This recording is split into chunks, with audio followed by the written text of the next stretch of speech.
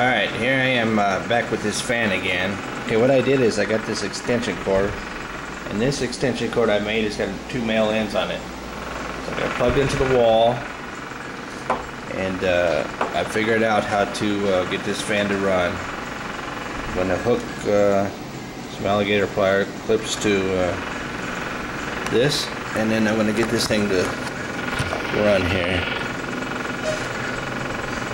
Hooking this to the ground, and as you can see, I got the other one hooked on the other side. Now this is going to be kind of hard to do this. There you go, it's running. I got it plugged to the plug. Ooh. Oh, that's not good. And there you go, it's running. Well, let's plug into the wall. Come around down here. Going up to this plug. The alligator clips running under there. Top view.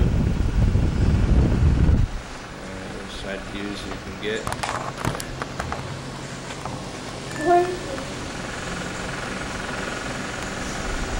And it's going pretty quick. Now I will disconnect the wire. Oh, little spark there. And there you go. That's a test run for you.